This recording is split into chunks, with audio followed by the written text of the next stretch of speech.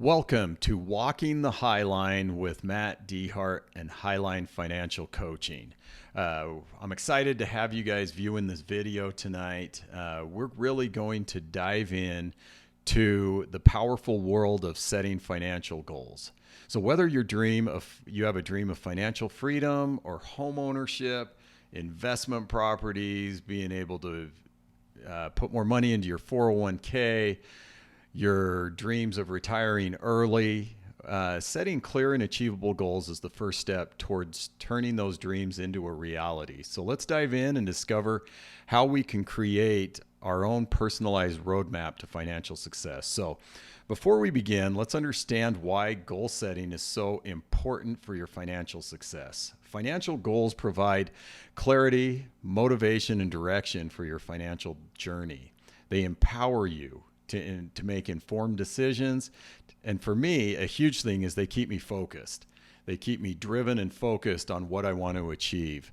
And they ultimately are going to help you achieve those things that you want to have in your finances. So the first step in setting financial goals is to identify your priorities.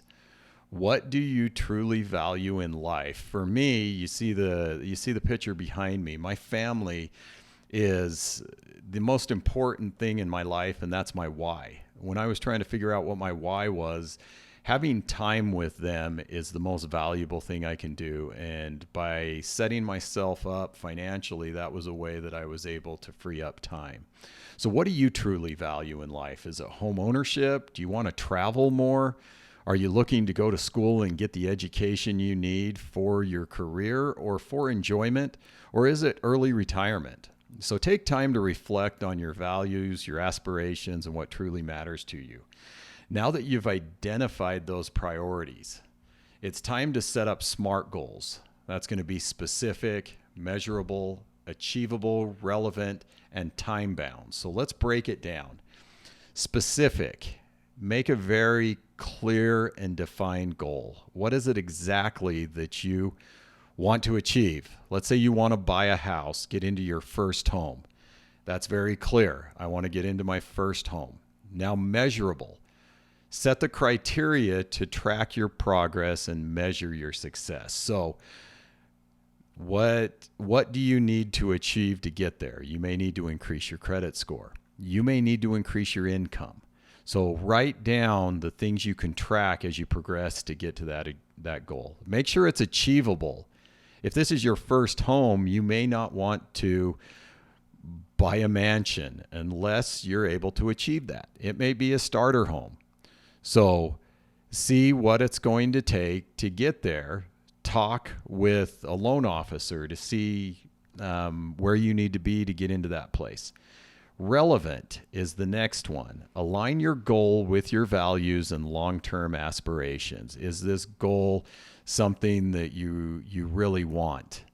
Is it, do you need to get into your first home? Does it need to be an investment property, or do you want it to be a home for your family right away? Now, the last thing is time bound. You want to put a deadline on that. So if you're just getting started, this deadline may be 6 months, a year, 3 years, whatever that date is, put that on there. One of the things I always like to do with my goals as well is do a higher goal. So for time bound, I'm going to put the time that I think it's going to take, and then I'm going to put an amount that I'm going to push to get that goal done by. And so I put that extra one in there to push me a little bit harder. So now with your SMART goals in mind, it's time to create your financial action plan. So you're going to break down each goal. Take each one of those and break it down. So if it's to buy a house, break it down into what you're going to be doing on a weekly basis to get there. So this week, I'm going to increase my credit score. I'm going to do this, this, and this to get to that point. So break down each goal into actionable steps, prioritize them based on the urgency and importance, and assign deadlines for each of those to complete. Remember, this action plan is your roadmap to success. It's going to guide your daily decisions and keep you on track toward your goals. So when it comes to a financial goal, when I have this in mind, it makes it a lot easier for me when I'm out there and I'm about to buy something. If I think about the goal that I have next, it keeps me from buying something that I may not need at that moment, need or want. It keeps that goal in mind for me to be able to achieve it. So as you embark on this financial journey, remember to celebrate your progress along the way. So if it is a big financial goal, it may not happen in the next couple weeks or next couple months or years. So make sure that you reward yourself when you achieve those goals. So one of the things that I did when I was creating this company is the first month that we cash flowed, when we finally made enough to pay all of our bills for the month, I needed a pair of shoes, and I went to the Nike outlet and bought a pair of shoes after we hit that goal. Now, I was probably going to buy those shoes at some point, but it felt good to wait until I achieved that goal, and then I went and got them.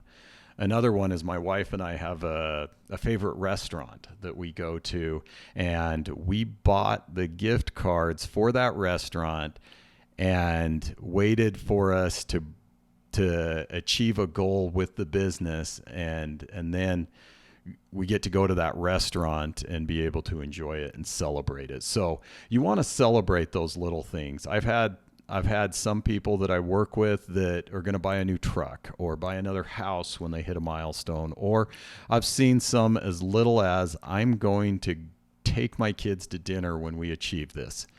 So those little rewards really keep you moving. So as you're setting goals, make sure that you've got some bigger financial goals as well as very small ones. So something I did a couple years ago was I created 150 goals.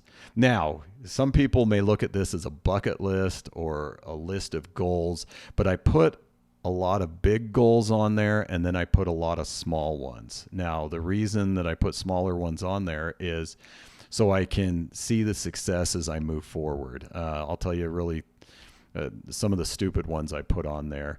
One of them was to do a Rubik's Cube, and it was something I wanted to do. So one day I sat down, put on a YouTube video, and figured out how to do a Rubik's Cube. I don't think I could ever do it again, but I did do it that day, and it took a couple hours to get there.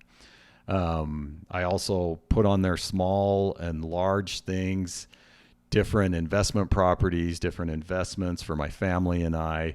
One of my goals was to create this company, Highline Financial Coaching. And there were a lot of things I needed to get in place to get here. And there's still goals to achieve as we move forward. So no matter how big or small, each one of these goals that you set is going to help drive you forward. And don't be afraid to challenge yourself. Some of these goals are going to scare you. That means you're pushing yourself. Go ahead and put a number out there that you want to make for the year, or a number of investments that you want in the next 5 years, and then put on there how much you think you can achieve, and then put on there a higher goal, double it, and put it on there as well. So by identifying your priorities, setting your SMART goals, creating a solid action plan, and tracking your progress, you can transform your dreams into tangible realities. And that's why I do what I do, is to be able to see people turn those dreams into a reality. It's been so much fun to watch a school teacher have 7 or 8 investment properties and be able to make more money off those investments than they do on their job, but they love what they do. And to be able to have that extra financial success makes it so that they can keep doing those things that they love. Police officers, firefighters, first responders, whatever that is, people that are artists and different careers they may take a little while to build. if you can get your finances set up, it makes those dreams even more fun and more achievable as you move forward. So if you found today's video helpful, go ahead and send it to somebody. Like it, share it, subscribe to our channel. We do these videos every week because of the crazy financial situation people are in. We want to be able to help in any way we can. If you'd like more information about what we do, go ahead and contact us and see if it's something that can benefit you, your family, or your business. So this is Matt Dehart with Walking the Highline with Highline Financial Coaching. Thank you again for watching.